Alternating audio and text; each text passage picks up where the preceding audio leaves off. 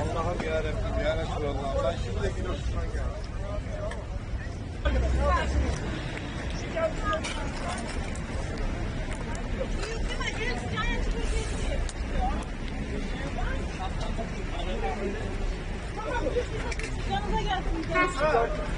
Abi transit kimin? Bak şu transit kimin?